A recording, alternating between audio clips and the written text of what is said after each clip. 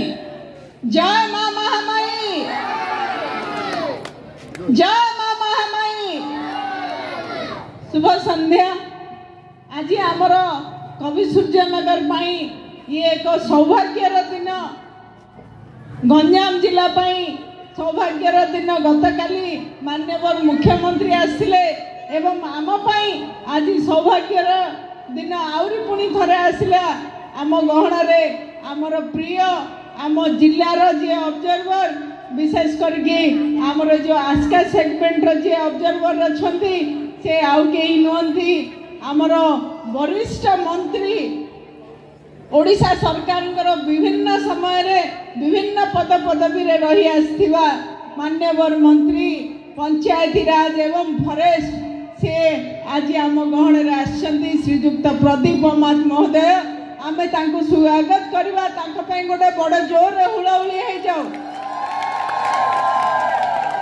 गहण रे आमर एनएसी रे अध्यक्ष महोदय एई कार्यक्रम को सफल करैछन्ती कथा नुह।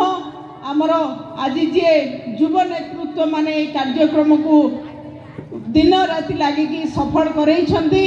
खाली ए कार्यक्रम सफल करैबा आमर लक्ष्य नुह।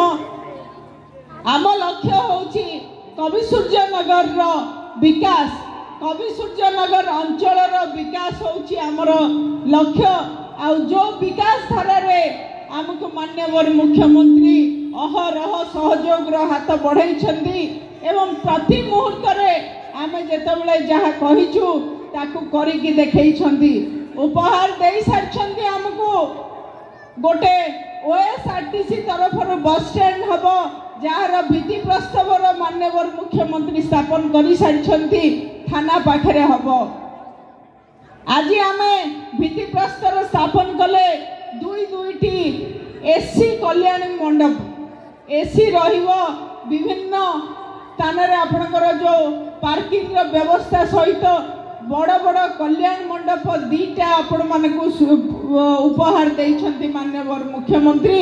तत्सहित आम समस्तंकर जे अधिष्ठात्री देवी मां महामाई आज तांकर मंदिर उन्नतीकरण पाई 50 लाख टंकार अनुदान देइछन्ती। जो भली भाव रे हमर नगर सभापति कहले ये केवल आरंभ मात्र। आ परे परे मान्यवर मुख्यमंत्री प्रतिश्रुति देइछन्ती आगामी दिन रे आकु एक बड़ धरणर मंदिर रे परिणत करिवे एवं विभिन्न सुविधा देकी आकु कार्यकारी करेबा पाई प्रतिश्रुति देइछन्ती मान्यवर मुख्यमंत्री। मंत्री जहा कहन्ती ताकु करिकी देखाई दियन्ती। ए कथा मोठो अधिक आपण माने ही जानिछन्ती। आ सेही भितरे मु निश्चित भाव रे कहिबी गोटिए कथा, जो मां माने निज गर्भर संतानटी को रखुले एवं 5000 टंकार सहायता पाउथले, आज ताहा डबल हो जाइछि। आज आम ओडिशा रे अपपृष्टि रे केही जीवन नेबे जन्म नेबे नाही किंबा अपपृष्टिर शिकार हेबे नाही मां माने। ता पई व्यवस्था रे ताकू अधिक करा जाइछि 10,000 टंका। आज आमर बुढ़ा माँ बापा मानक पाई समस्त मुहरे हस फुटेवा पाई जो माने विभिन्न बाटरे भत्ता जो माने को दिया जाउथिला, आज तांकर भत्ता को मध्य डबल कर दिया जाइछि। जो माने 500 पाउथिले 1000, जो माने 700 पाउथिले 1200, जो माने 900 पाउथिले से माने 1500-1400 टंका पाइबे। केवल सेतिकी नुह, मु कहि देबाक चाहे आज एठी मध्य किछि जण बसी थिबे जाहकर भत्ताटा हेई पारि नथिबो। आपण माने को टिके अनुरोध करबी निज निज डॉक्यूमेंट को ठीक रखिबे। किंतु जो मानकर पेंडिंग हे कि रहिथिला भत्ता सब भत्ता को क्लियर करबा पई माननीय मुख्यमंत्री देई सारिछन्ती। ओडिशा को 4 लाख मधुबाबू पेंशन भत्ता एडिशनल करैछन्ती, जोटा कि आम पई अति गौरवर कथा। गौरवर कथा आज कलाकार भत्ता 1500 रु 2000 हे गलानी। आज आमर छात्र छात्री माने जो माने उच्च शिक्षा करबा पई चाहुचंती एवं विभिन्न माध्यम निजक प्रस्तुत करुछंती आगामी भविष्य से माने जेमती भल चाकरी टीए करिवे भल बिजनेस टीए करिवे किंतु तांकर सबु संबल न थाए तेणु तांको पई स्कॉलरशिप रो व्यवस्था करिछंती +3 ठारू पीजी छात्र छात्री मानक पई प्रत्येक छात्र छात्री जो मानक बापा माँ सरकारी चाकरी करू नथिबे जो पिलांगर बापा माँ आईटी रिटर्न दौ नथिबे सेही मानक पिला माने पुओ माने पाइबे 9,000 टंका झियो माने पाइबे 10,000 टंका वर्ष गोटे वर्ष रे एई फेब्रुआरी 20 तारीख ठारू ताहा शुभारंभ होबाकु जाउछि।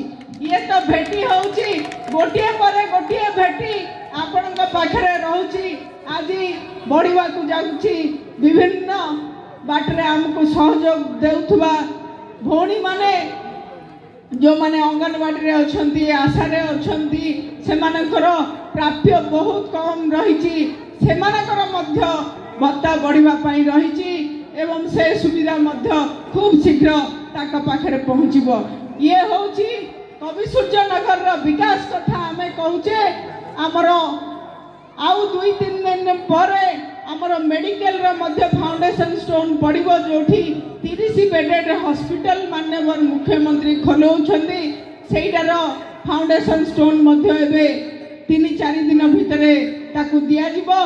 तत्सहित आमर आपण माने देखिछंती जो बस स्टैंड को आमे ए टाउन भितरे करबा पई अनेक चेष्टा करिकि ताकू संपूर्णीकरण अवस्था को नहीं आसिलुनी ताहा मध्य शुभ उद्घाटन हबो। आमे आशा रखिबा आउ दिने हमको जदि मंत्री महोदय समय देवे आमे सेही दिन ताकू फिक्स करिकि आमे रखि परिबो। हमर स्मार्ट पार्क रो मध्य उद्घाटन उत्सव रहिछि तेणु आमे एका संगे मंत्री महोदय आउ गोटे दिन नबा आमर जो कार्यक्रम गुड़ाक रही आमे ताकू निश्चित भाव में संपूर्णीकरण करवा।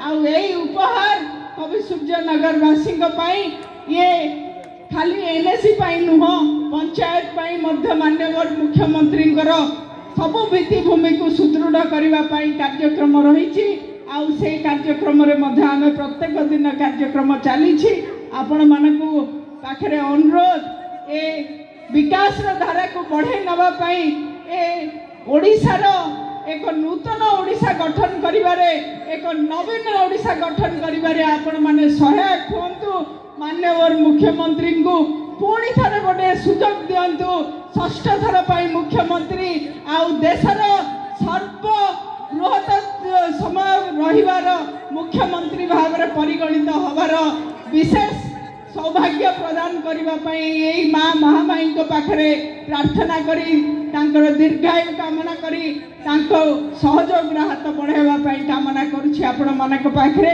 धन्यवाद। वंदे उत्कल जननी।